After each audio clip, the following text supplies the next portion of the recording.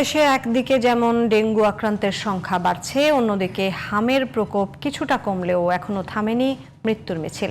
চিকিৎসকরা বলছেন, রোগ দুটির বিস্তার ঠেকাতে সচেতনতার পাশাপাশি প্রয়োজন পরিচ্ছন্ন পরিবেশ এবং সময় মতো সমন্বিত টিকাদান কর্মসূচি। এদিকে 24 ঘন্টা ডেঙ্গুতে 3 জনের মৃত্যু হয়েছে, হাসপাতালে ভর্তি 458 জন।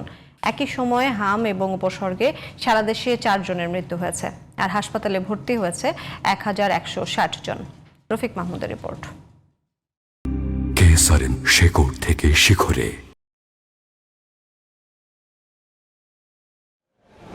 টানা বৃষ্টিতে এডিস মশার বংশবিস্তার বৃদ্ধি পাওয়ায় দেশব্যাপী ডেঙ্গুর সংক্রমণ ঊর্ধ্বমুখী। রাজধানীর বিভিন্ন হাসপাতালে প্রতিদিনই পাল্লা দিয়ে বাড়ছে আক্রান্ত রোগীর সংখ্যা।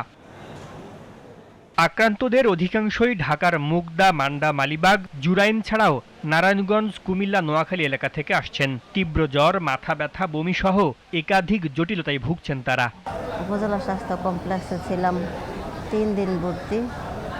ওইখান থেকে ব্লিডিং শুরু হওয়ার পরে ওইখানে বলতেছে যে আমাদের এখানে রাখবো না, আরও বাড়াবাড়ি হয়ে গেলে রোগীর অবস্থা বেশি খারাপ হয়ে যাব। ডেঙ্গু ধরা খেয়েছিল, তারপরে পেট ব্যথা আর বমি ছিল আর কি কমানো, এই দুটার লেগে সবচেয়ে বেশি ভুগছি।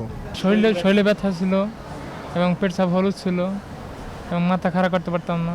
তবে গত বছরের তুলনায় এখন পর্যন্ত দেশে ডেঙ্গু পরিস্থিতি ভালো বলে জানিয়েছেন মুগদা মেডিকেল কলেজ হাসপাতালের উপপরিচালক ডাক্তার নুরুল ইসলাম।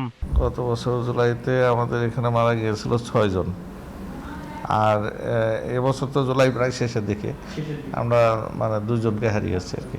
আল্লাহর রহমতে মৃত্যুর সংখ্যা কম আছে। এতে বোঝা যায় যে জনগণ আগের থেকে একটু সচেতনতার দিকে যাচ্ছে আর কি। হ্যাঁ, সেই হিসাবে আক্রান্তের সংখ্যা আরও কমে যাওয়ার একটা আছে, সম্ভাবনা আছে।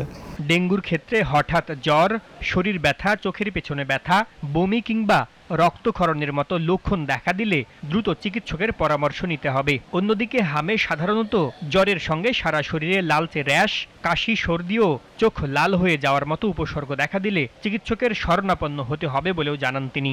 হামে আক্রান্ত রোগীর সংখ্যা কমে আসতেছে, উল্লেখযোগ্য সংখ্যা কমে গেছে। তো এগুলো সবই তো সন্দেহজনক হাম আর কি। Rafiq Mahmud, GTV news, Dhaka.